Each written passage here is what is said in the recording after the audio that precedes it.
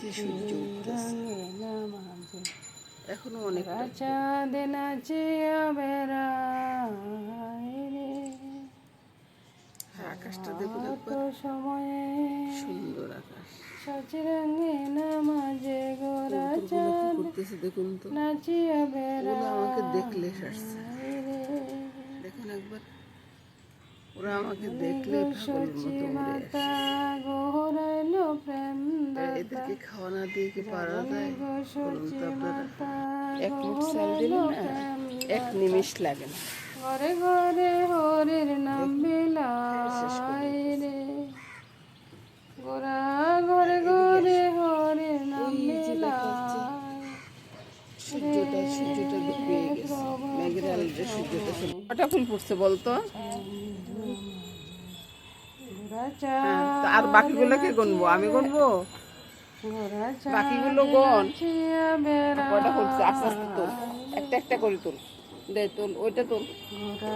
কখন হাসে কখন কান্দে, একটা, বাড়ি জরে গোরা দুইটা, কখন কান্দে নয়নে বাড়ি জরে, তিনটা, মুখে শুধু রাধা রাধা গায় রে, চারটা, মুখে শুধু রাধা রাধা এই যে গায় রে, পাঁচটা।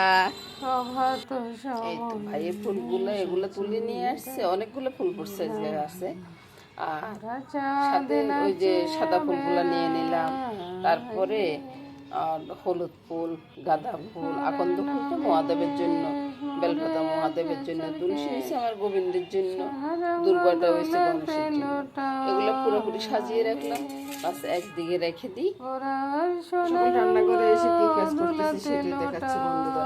সকালবেলা জল খাবারের জন্য আর কি আলুগুলো কেটে নিয়েছি, তারপরে এক টুকরা চিকেন নিয়েছি। এবার আমার বন্ধুরা তো বলবেন যে এক টুকরা চিকেন দিয়ে কি হবে দাদু ভাই। এখানে সারাগুলাকে গোটায় সিদ্ধ করে রেখে। এদিকে আসুন দেখুন, এই যে পাড়ার ভিতরে সবকিছু ছেঁচে নিয়েছি, এটা নোয়াখালীর কথা আর কি, ছেঁচে নিয়েছি সবকিছু।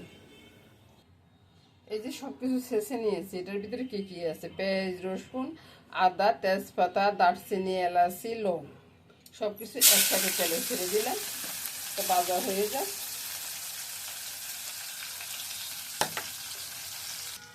আচ্ছা, পেঁয়াজ রসুন সবই তো ভাজা হয়ে গেছে, দেখতেছেন কিনা জানি না, উঠে দেখাবো।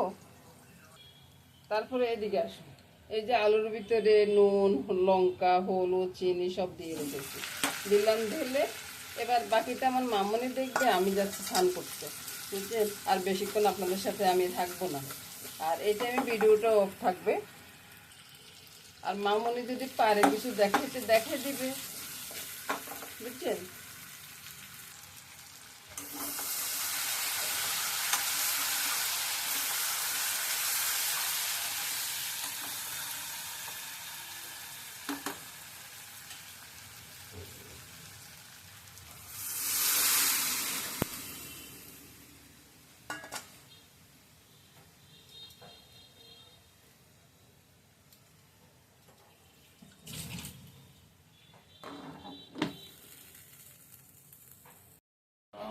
জয় রাধা মাধব কুঞ্জ বিহারী।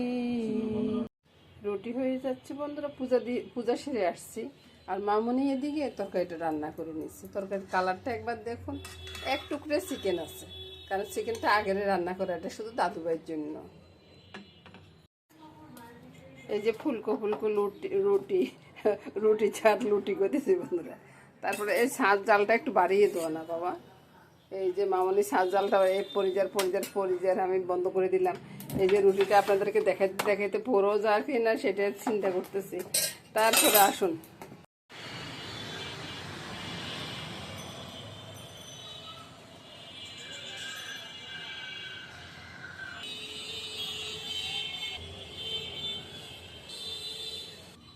তো দেখলেন তো বন্ধুরা আকাশটা কত সুন্দর, আর চতুর্দিকে রাস্তা গেছে, আওয়াজ হবে বন্ধুরা।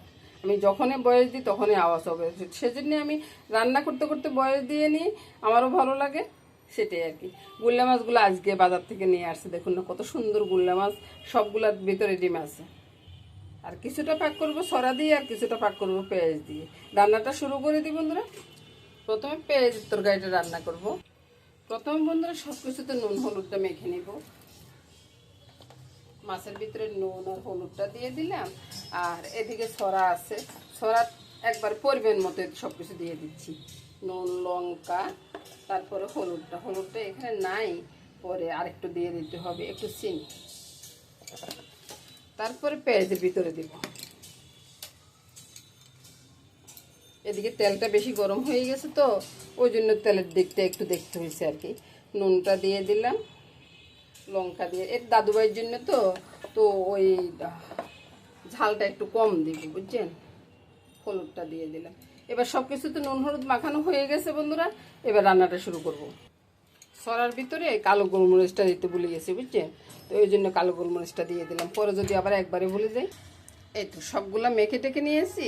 এবার পরে এটা দিয়ে মাছটা ফেলে দিব, ভয় পাচ্ছি তো দিলাম ছেড়ে। এবার আমি পালিয়ে যাচ্ছি। আচ্ছা বন্ধুরা বলুন তো, এই যে গুল্লা মাছটা তেলে দিলাম, এটা থাকবে না, এটা কি হয়?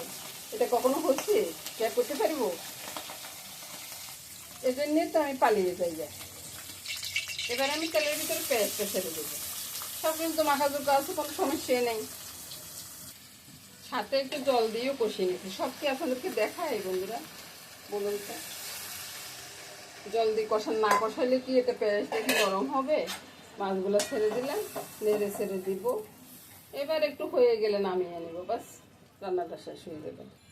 বাইরে ভিডিওটা ছাওয়ার পরে একটু লাইক কমেন্টস করবেন। আপনাদের লাইক কমেন্টস দেখে তো আমারও ভালো লাগে না, আর ভিডিও বানাইতেও ভালো লাগে। অত কমেন্টসের উত্তর দিতে পারি না ঠিক মতো, আমি কিন্তু দেখি। এবার নামিয়ে নেব।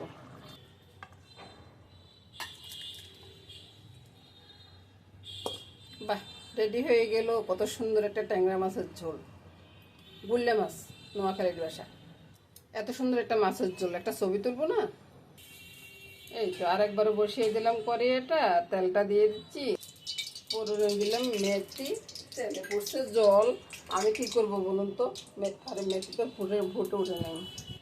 দিলাম ছেড়ে ছড়াটা, তারপরে দেখুন কি করি, একবারে ঘেটে দিয়ে এটাকে নেড়ে ছেড়ে ভেজে তারপরে মাছগুলো দিয়ে দেখলেন তো কীভাবে লাগতেছে। কি যে লোড বাড়িয়েছে, লোডটা করা পর্যন্ত তো একটু ভেজে নিতে হবে। একটা কথা কি জানেন তো বন্ধুরা, ছড়াদি ভাত খেতে মজা আছে ভালোই। ভাতটা ছড়াদি মেখে ভাত মুখে দিবেন, আর ভিতরে যেতে বেশি দেখবেন। এবার নেড়ে সেড়ে মামনি কাঁচামরিচটা দিয়ে তো বাবা। এই তো মামনি কাঁচা লঙ্কা দিয়ে গেল। এবার বন্ধুরা বুঝছেন, আমি চিনি দিছি না দিছি ভুলে গেছি, এখন একটু দেখতে হবে চিনি দিছি কি না দিছি। এর ফাঁকে চুলোটা একটু মুছে নিচ্ছি। এতক্ষণ পর্যন্ত তো রান্না বান্না হয়েছে, ওই যে বাতের মার পড়তেছে, দেখুন বাতের মার পড়তেছে, সব কিছু মিলিয়ে চুলাটা একটু নোংরা হয়ে গেছে। একটু মুছে দিলে পরিষ্কার দেখা যাবে, রান্না করতেও খুব ভালো লাগবে। আপনারাও পারলে এই কাজটা করবেন, তাহলে রান্না করতে আর বিরক্তিটা আসবে না। এবার চুলার আঁচটা কমিয়ে দিয়ে তেলটা উপরে বেশি উঠতেছে, আপনাদের কাছে দেখতেও ভালো লাগবে। দেখতে ভালো লাগলে সে না আপনারা লাইক কমেন্টসটা করবেন, তাই না? তো বন্ধুরা লাইক কমেন্টসটা করে দিবেন কিন্তু। ব্যাস সব রান্না হয়ে গেছে, ভাতও হয়ে যাচ্ছে। ছড়ার তরকারির সাথে সাথে আমার সব রান্না হয়ে গেছে বন্ধুরা। এই যে দেখুন ডালটা ওইদিকে আছে, আর এই গুল্লা মাছের তরকারিটা পেঁয়াজ দিয়ে দাদুভাই খাবে, মামনি খাবে, আমার ছেলেও খাবে। তো এই নিয়ে আজকে রান্নাটা শেষ করে দিই বন্ধুরা। সবাই ভালো থাকুন, সুস্থ থাকুন, সুন্দর থাকুন, এই কামনাই করব। নমস্কার বন্ধুরা, আগামী দিন আবার দেখা হবে।